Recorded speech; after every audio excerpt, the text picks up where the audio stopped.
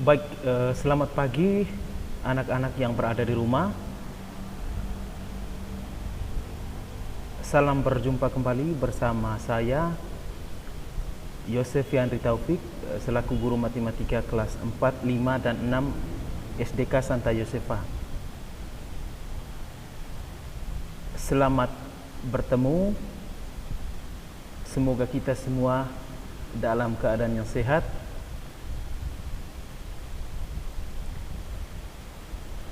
Pada semester 2 kita akan masuk pada materi bab 4, yaitu bangun ruang. Pada pertemuan kali ini kita akan membahas bangun ruang, di mana nanti kita akan belajar bersama tentang ciri-ciri dari beberapa bangun ruang serta cara membuat jaring-jaring dan menentukan jaring-jaring dari bangun ruang. Nah, tujuan pembelajaran kita kali ini adalah yang pertama, peserta didik dapat membandingkan dan mengidentifikasi prisma, tabung, limas, kerucut, dan bola. Yang kedua, peserta didik dapat menjelaskan dan mengidentifikasi bangun ruang yang merupakan gabungan dari beberapa ruang serta luas permukaan dan volumenya. Kita langsung masuk di bagian A, yaitu ciri-ciri bangun ruang.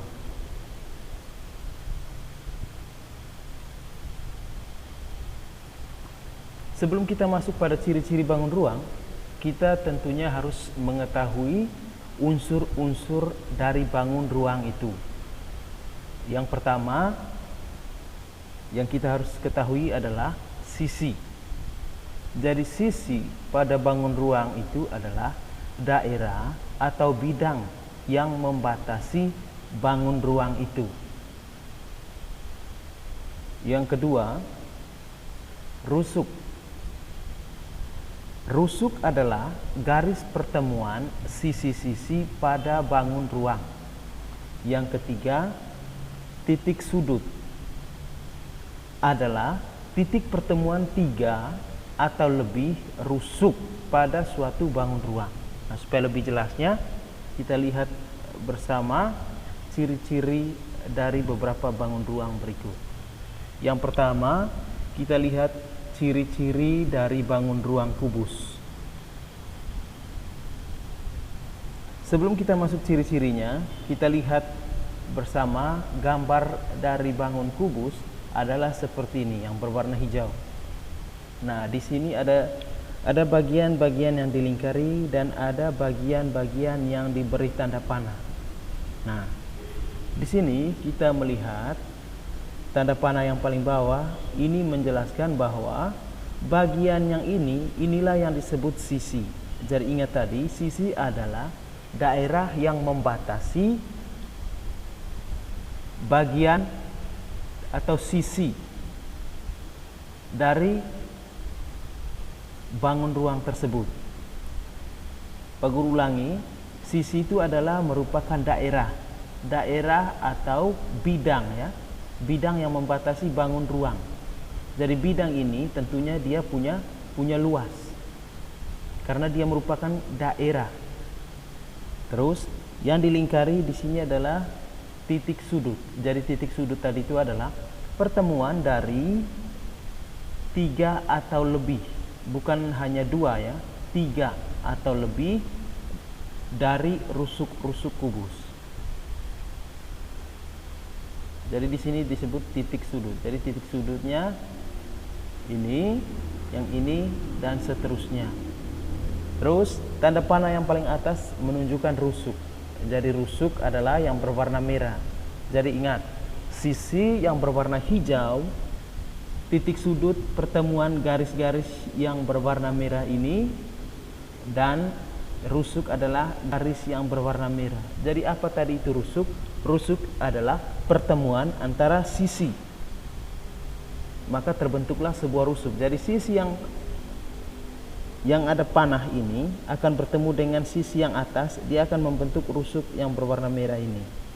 Sisi yang ini akan bertemu dengan sisi yang di depan, akan bertemu di sini, maka terbentuklah rusuk di sini.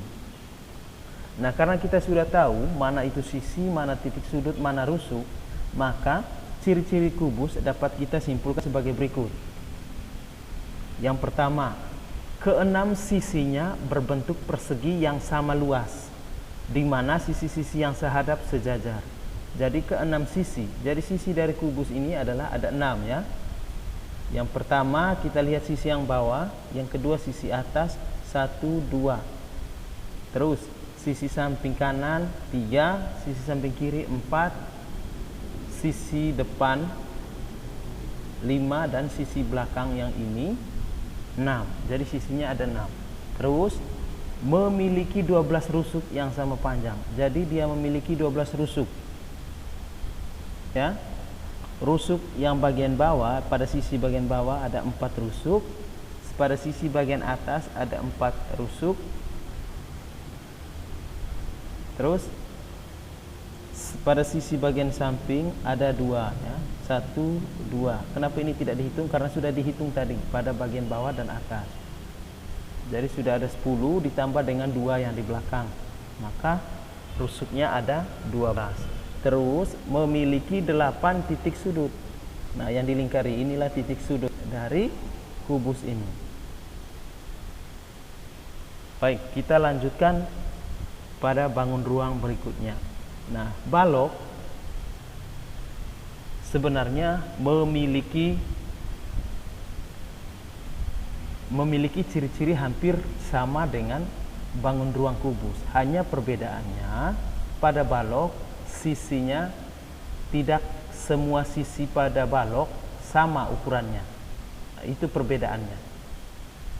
Sekarang kita lihat ciri-ciri balok. Memiliki 6 sisi, di mana sisi yang berhadapan sejajar dan sama luas. Yang kedua, memiliki 12 rusuk. Jadi dia memiliki 12 rusuk sama seperti pada kubus tadi. Rusuknya ada 12, di mana rusuk-rusuk yang sejajar itu sama panjang. Jadi yang dimaksud dengan sejajar di sini adalah misalnya yang bagian bawah ini yang panjang ini sejajar dengan yang di belakang, sejajar juga dengan yang di atas, dan yang atas bagian belakang. Nah, itulah yang dinamakan dengan rusuk yang sejajar. Terus yang sejajar yang lain adalah yang tegak berdiri.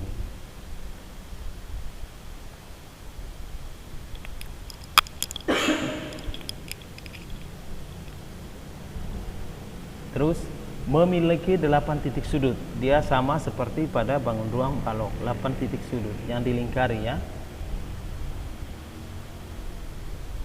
Selanjutnya prisma tegak segitiga. Jadi gambar atau bentuk dari prisma tegak segitiga itu adalah seperti pada gambar ini. Nah, ciri-ciri dari prisma tegak segitiga ini adalah dia memiliki 5 sisi, terdiri atas 3 sisi tegak berbentuk persegi atau persegi panjang, dan 2 sisi lainnya itu sisi alas dan tutup berbentuk segitiga sama luas. Jadi luasnya sama alas dan tutupnya. Sekarang kita lihat mana itu 5 sisi. Sisi yang pertama tadi terdiri dari 3 sisi tegak. Sisi tegak yang dimaksud adalah yang berbentuk persegi atau persegi panjang ini. Yang di depan, yang ini, terus yang di samping ini, dan yang di samping kiri yang ini. Dia tegak, itu berbentuk segi 4. Entah dia persegi panjang atau persegi. Terus memiliki 9 rusuk. Jadi rusuk bagian bawah ada 3, rusuk bagian atas atau tutupannya atau penutupnya ada 3, dan rusuk yang tegak berdiri juga ada 3. Jadi semuanya berjumlah 9 rusuk. Nah, untuk titik sudutnya berjumlah 6, yaitu 1, 2, 3, 4, 5, 6. Jadi memiliki 6 titik sudut. Selanjutnya kita lihat 4, 5 segi 4. Nah, 5 segi 4 berbentuk seperti ini ya. Gambarnya seperti ini. Nah, untuk menentukan nama dari limas, jadi limas itu bukan hanya 5 segi 4, tetapi ada berbagai macam bentuk limas. Nah, untuk penamaan limas sendiri, dia bergantung pada bidang alasnya. Jika alasnya berbentuk segi 4 seperti ini, maka limas ini disebut limas segi 4. Jika alasnya berbentuk segitiga, maka limas ini disebut limas segitiga. Begitupun seterusnya, limas segi 5, limas segi 6. Jadi dia bergantung pada bentuk alasnya. Nah, sekarang kita lihat ciri-cirinya. Ciri yang pertama, dia memiliki 5 sisi, terdiri atas 4 sisi tegak berbentuk segitiga dan 1 sisi alas berbentuk segi 4.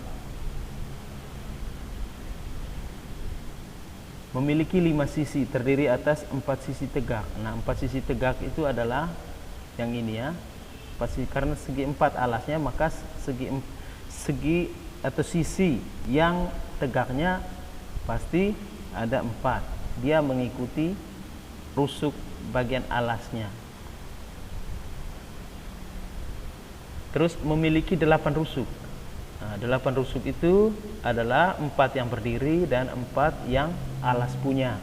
1, 2, 3, 4. Jadi yang garis putus-putus di bawah ini bukan sisi, bukan rusuk. Jadi ini garis diagonal ya. Sedangkan yang garis putus-putus di belakang ini adalah merupakan rusuk. Nah, mengapa diberi putus-putus? Karena dia berada di bagian belakang yang sebenarnya tidak terlihat kalau dilihat dari depan. Nah, untuk membantu kita untuk membaca bahwa di belakang mempunyai 1 rusuk, maka diberilah garis putus-putus.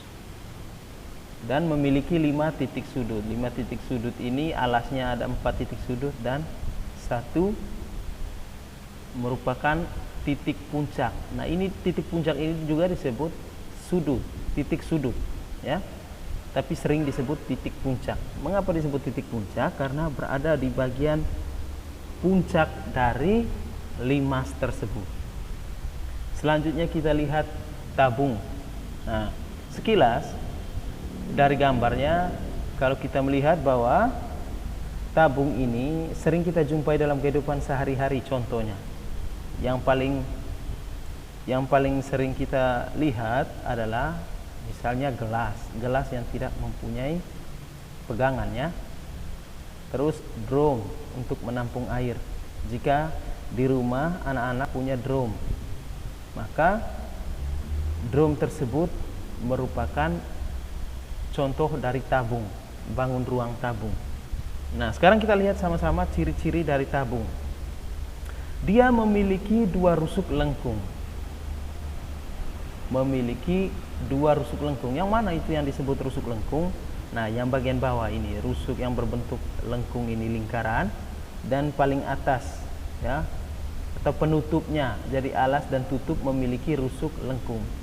Yang kedua, memiliki sisi alas dan tutup berbentuk lingkaran. Jadi alas dan tutupnya itu berbentuk lingkaran. Nah, dia luasnya sama. Terus memiliki sebuah sisi lengkung yang disebut selimut tabung. Nah, ini ya. Jadi yang ini, sisi lengkung yang ini itu disebut selimut tabung. Terus yang terakhir, dia tidak memiliki titik sudut.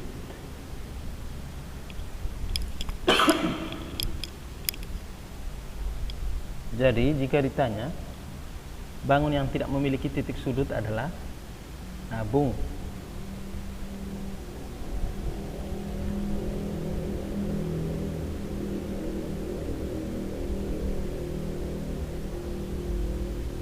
Selanjutnya kita lihat yang keenam, bangun ruang kerucut.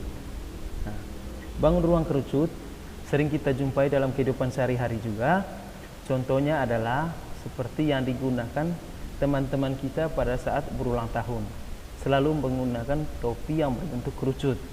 Atau jika teman-teman juga atau anak-anak juga pernah melihat makanan tradisional dari orang Jawa, yaitu nasi tumpeng. Jadi bentuknya seperti kerucut. Nah, ciri-ciri dari kerucut ini adalah yang pertama, dia memiliki satu rusuk lengkung. Satu rusuk lengkung ini adalah yang bagian alasnya ini, rusuk yang berbentuk lingkaran. Yang kedua, memiliki satu titik puncak. Dia memiliki titik puncak seperti pada limas tadi. Dia memiliki sisi alas yang berbentuk lingkaran. Jadi sisi alasnya berbentuk lingkaran. Dan yang terakhir, dia memiliki sisi lengkung yang disebut selimut kerucut. Yang ketujuh, kita lihat bangun ruang bola. Nah, bola pastinya siswa-siswi yang laki-laki sering menggunakan bola pada jam istirahat untuk dimainkan ya di halaman sekolah biasanya. Jadi bola itu merupakan termasuk salah satu bangun ruang. Ciri-ciri bola yang pertama, hanya memiliki satu sisi. Dia memiliki satu sisi ya. Tidak memiliki rusuk dan tidak memiliki sudut. Karena tidak memiliki rusuk, otomatis sudutnya pun tidak ada. Nah, sisi yang dimaksud adalah selimut dari bola ini.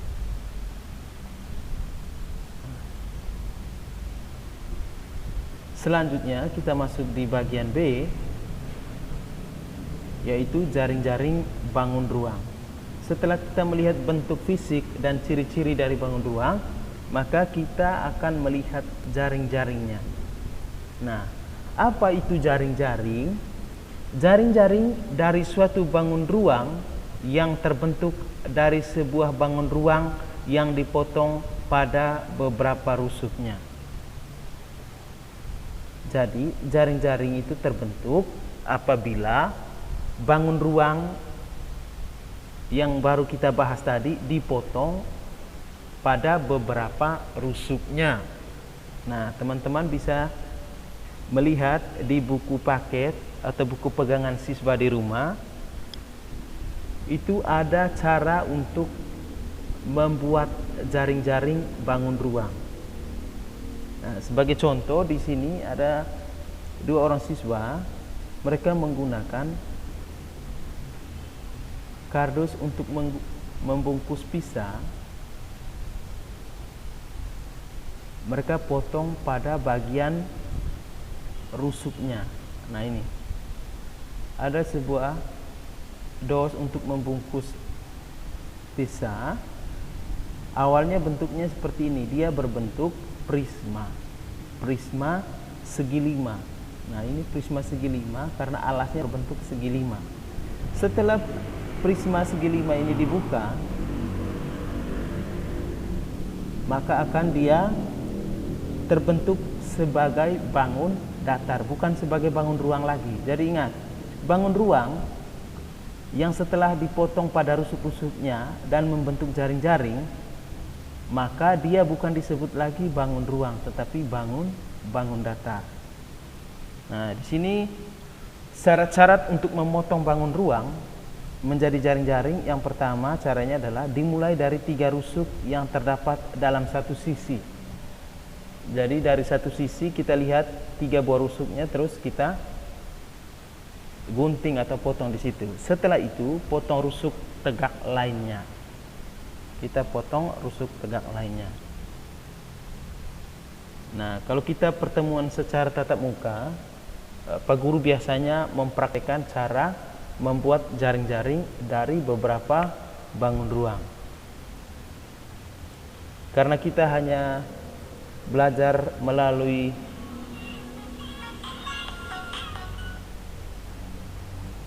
internet atau kita menggunakan daring, maka Pak Guru tidak bisa tampilkan cara membuat jaring-jaring dari beberapa bangun ruang.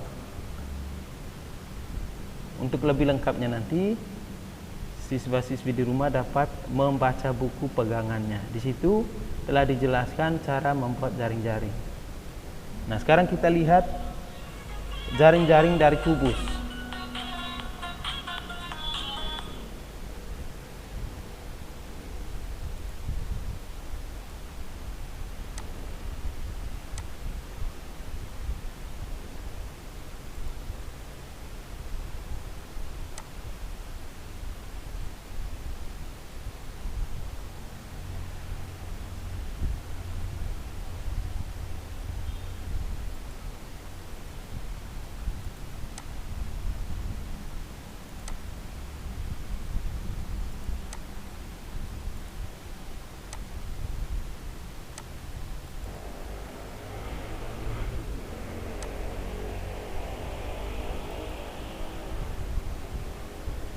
Yang pertama kita lihat jaring-jaring dari bangun ruang kubus. Nah, di sini ada sebuah contoh jaring-jaring dari bangun ruang kubus. Jaring-jaring bangun ruang kubus sebenarnya bukan hanya satu. Dia memiliki beberapa contoh jaring-jaring bangun ruang kubus. Jadi di sini hanya ditampilkan satu contoh. Modelnya seperti ini. Ketika kita memotong pada beberapa rusuknya, setelah itu kita rebahkan ya. Kita rebahkan di meja atau di lantai misalnya, maka dia akan berbentuk seperti ini. Yang kedua, jaring-jaring balok. Di sini juga ditampilkan hanya satu contoh. Sebenarnya jaring-jaring balok juga ini lebih dari satu.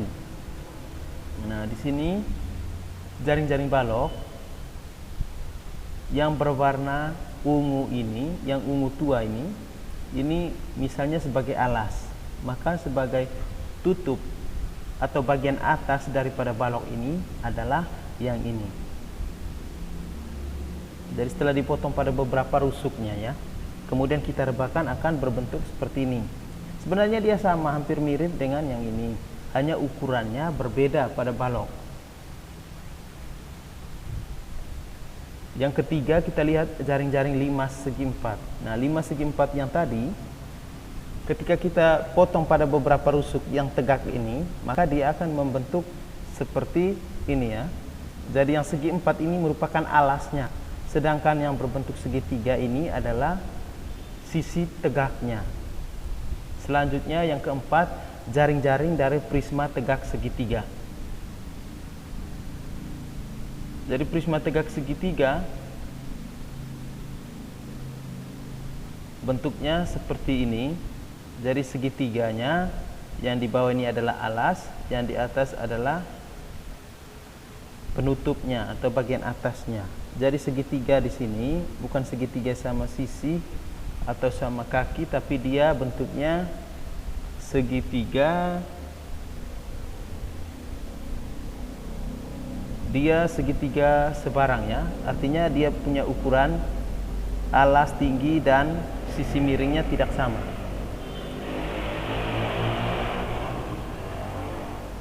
Selanjutnya yang kelima, kita lihat jaring-jaring tabung.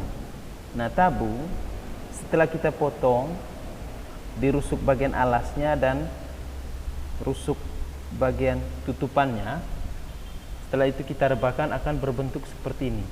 Atau contohnya misalnya kaleng susu, setelah kita gunting pada penutup dan bagian bawahnya, setelah kita gunting terus kita potong dia punya selimut ini, setelah itu kita rebahkan, maka akan bentuk seperti ini. Selanjutnya yang keenam, jaring-jaring kerucut. Jaring kerucut ketika dipotong pada sisi alasnya dan potong pada salah satu bagian di selimutnya, setelah kita rebahkan akan berbentuk seperti ini. Jadi pada pagi hari ini kita hanya belajar ciri-ciri dari bangun ruang dan jaring-jaring dari bangun ruang tersebut. Untuk pembelajaran selanjutnya kita akan membahas menentukan volume dari beberapa bangun ruas dan menghitungnya, dan menghitung volume dari beberapa bangun ruang. Jadi setelah anak-anak paham tentang ciri-ciri bangun ruang dan jaring-jaring bangun ruang, anak-anak bisa melanjutkan belajar di buku pegangan masing-masing, yaitu volume dari beberapa bangun ruang. Jadi untuk pertemuan pagi ini kita sampai di sini. Pak Guru berharap videonya anak-anak harus nonton dan mencatat bagian-bagian terpenting dari video yang Pak Guru kirimkan ini nanti. Baik, sekali lagi pembelajaran kita cukup sampai di sini. Sekian dan terima kasih. Selamat pagi untuk semua.